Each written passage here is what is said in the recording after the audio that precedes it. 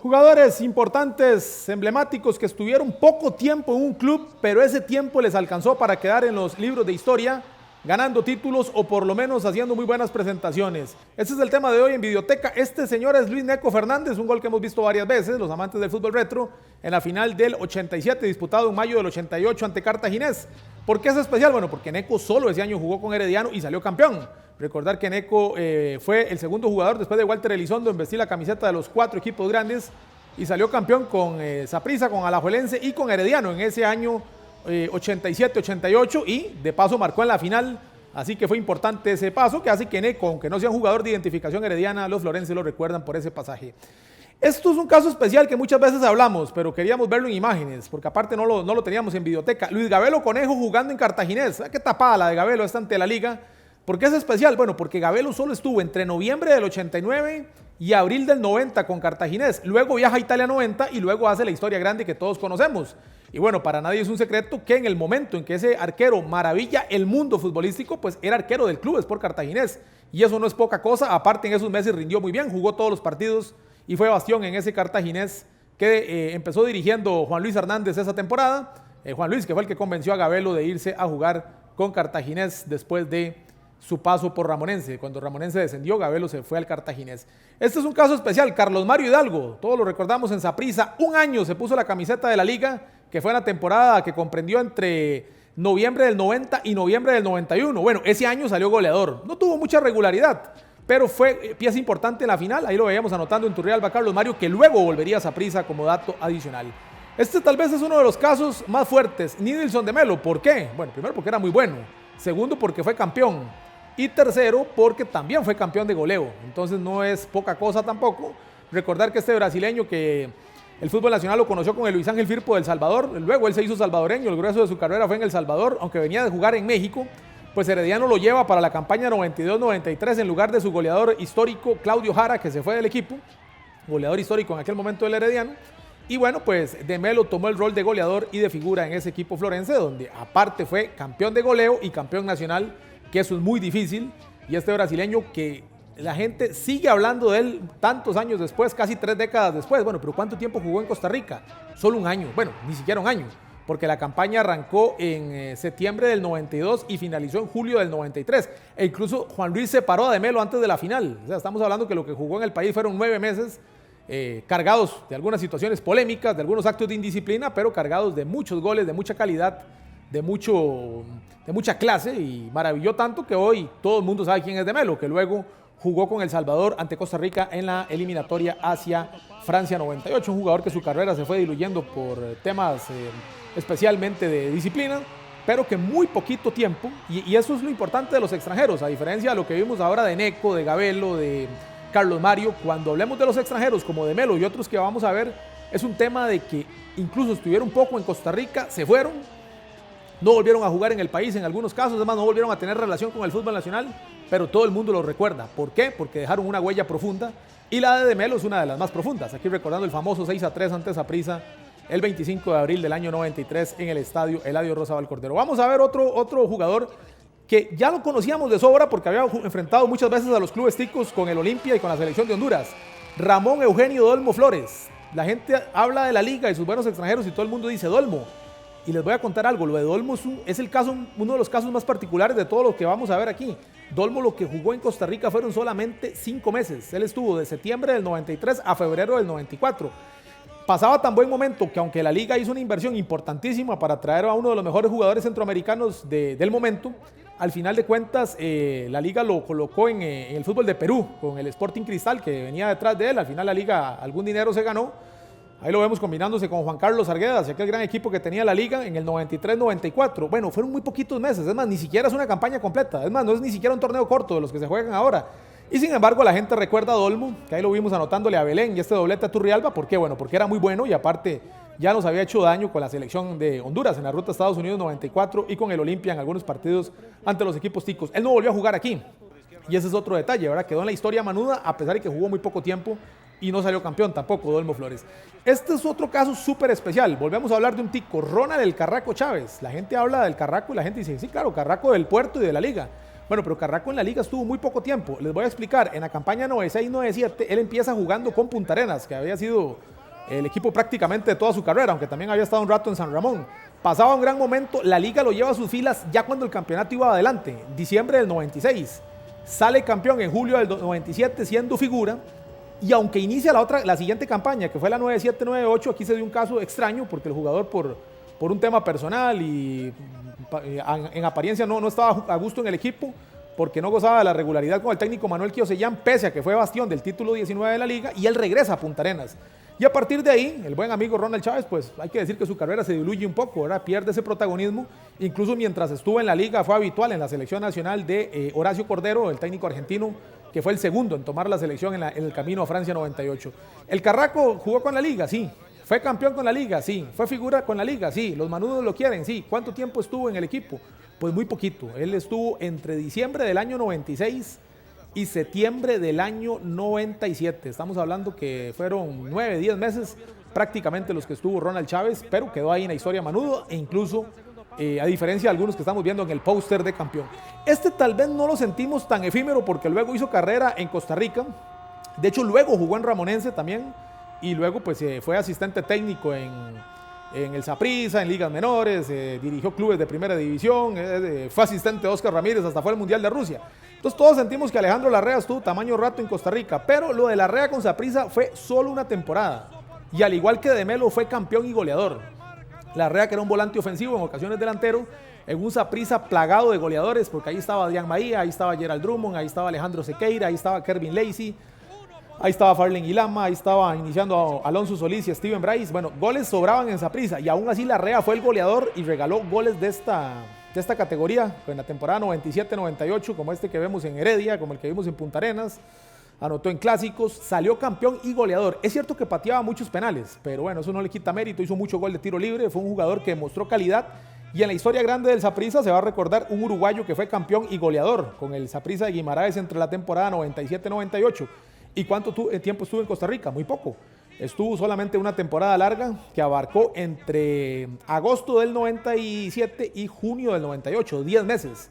Incluso los últimos partidos no los jugó por lesión, él se perdió prácticamente la recta final, entonces fueron más o menos 9 meses en los cuales dejó huella, no siguió en Saprissa, y aunque luego regresó ya veterano a Ramonense, pues esta historia grande en Saprissa también lo hace un caso singular de estos que estamos repasando, de jugadores que en poco tiempo hicieron historia en los equipos grandes del balompié nacional, y ahí incluimos a Alejandro Larrea, jugador uruguayo que demostró mucha categoría en su paso por el fútbol nacional. Ahí lo vimos anotándole a Punta Arenas, a Herediano, aquí a la liga en el Morera, como pueden observar, muchos goles de visita, y también lo vamos a ver marcando el famoso gol de la remontada, el 4-3 entre Saprissa y Cartaginés del año 98, que fue una locura ese partido, que Saprissa perdía 3-0 y le terminó ganando 4-3 a Cartaginés, y donde Larrea marcó este gol para voltear esa historia en San Juan de Tibás. Veremos después de la pausa otros casos de jugadores que en muy poquito tiempo dejaron una huella profunda en los principales clubes de la primera división. Y tenía todo el perfil para hacer el tiro libre al revés, que en este caso se llama, porque lo normal es que tire un derecho a ese lado.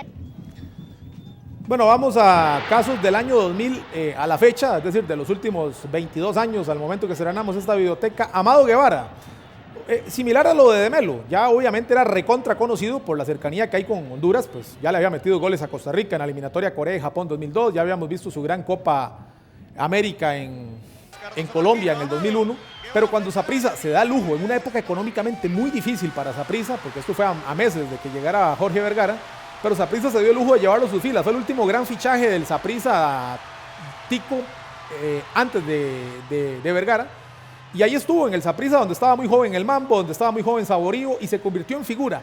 Tan así que si hablamos de Saprissa y Honduras, pues todo el mundo va a decir, el Lobo Guevara, por supuesto, el Lobo Guevara. ¿Cuánto tiempo estuvo el Lobo Guevara en Costa Rica?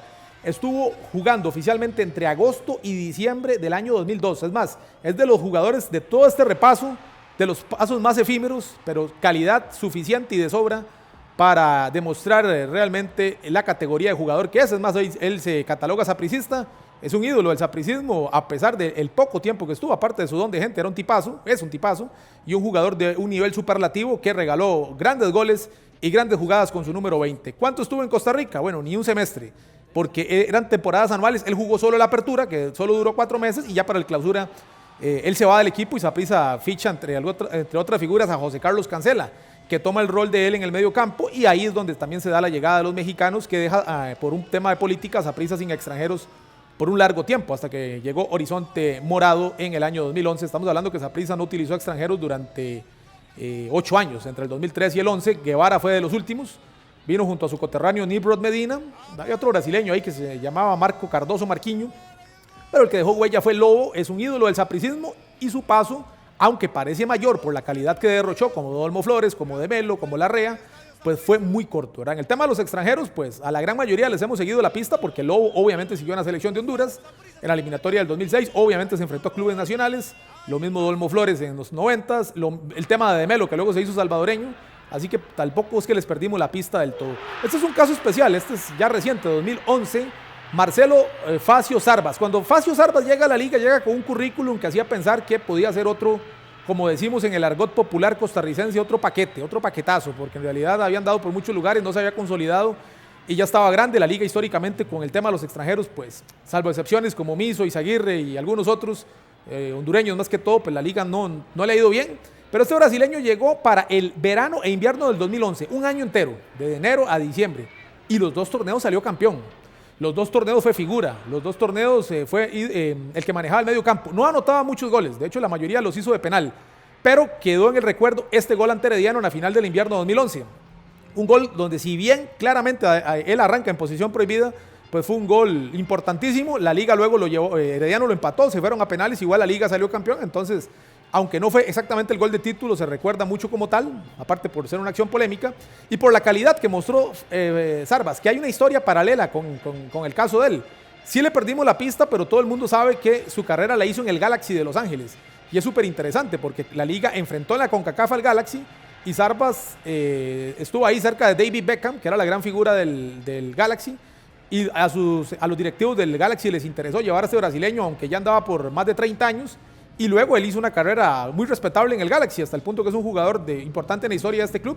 Le llegó sus años dorados ya grande al brasileño, y lo logró gracias a que se decidió poner la camisa de Liga Deportiva Alajuelense, porque de lo contrario nunca hubiera enfrentado al Galaxy, y tal vez su carrera hubiera dado tumbos, porque ya habían dado por muchas latitudes. Los manudos lo ven como un ídolo, lo recuerdan, bueno, 100% de efectividad para ganar títulos, podríamos decir, porque estuvo en 2 campeonatos que Liga Deportiva Alajuelense finalmente ganó y dejó huella. Ahí de la emoción, los manudos no lo podían creer con ese gol en la final del invierno 2011. Luego Herediano empató y la liga lo ganó por penales.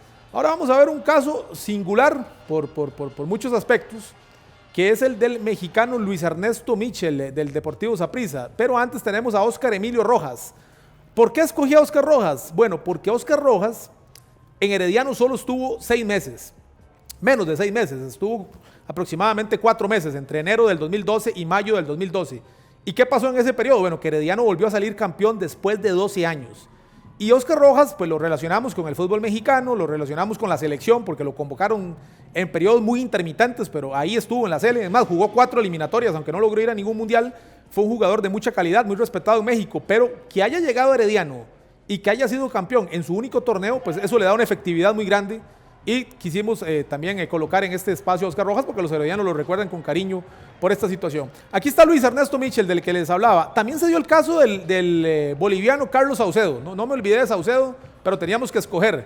Saucedo salió campeón en los 2 torneos que jugó con Saprissa, pero me quedé con lo de Luis Ernesto Mitchell por una sencilla razón. Hay un dato súper interesante. Este guardameta no perdió un solo partido en el fútbol de Costa Rica.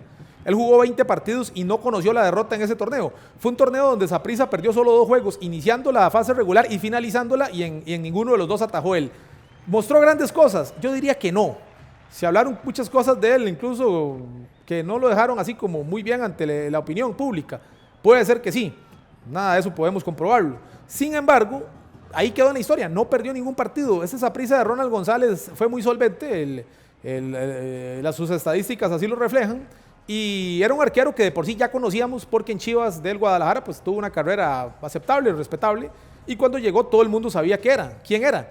Y bueno, ahí estuvo en el Saprissa, estuvo solamente, también es de los periodos más cortos, algo parecido a lo de Amado Guevara en tiempo. Él llega en enero del 2014 y se va en mayo del 2014, no juega la final, no jugó la final, se lesionó, Luego pues se dijeron otras cosas, pero al final de cuentas el guardameta mexicano se fue invicto, se fue campeón e invicto, celebró el título 30 con Saprissa, le dio pues bastante seguridad al arco morado y anduvo bien entre lo que se le podía exigir. Porque cualquiera dice, bueno, no perdió ningún partido y fue campeón, ¿cómo va a decir que no mostró cosas sobresalientes? No sé, el fútbol a veces es extraño y esa Saprissa como que aunque tenía mucho tiempo de no ser campeón y ahí se sacudió de una racha larga, al final de cuentas, y eso se habla poco, tuvo una defensa muy solvente, con Kendall Waston, con Gabriel Badilla, quien de Dios goce, y por ahí Mitchell en los partidos tal vez no se lució tanto, pero bueno, cumplió y lo incluimos en este repaso. Y por supuesto, este es el caso especial, es más, este es el caso que nos lleva pues a plantearnos la idea de hacer esta videoteca. Álvaro Saborío Chacón con la Liga. Este caso me parece que es excluyente por 1000 razones.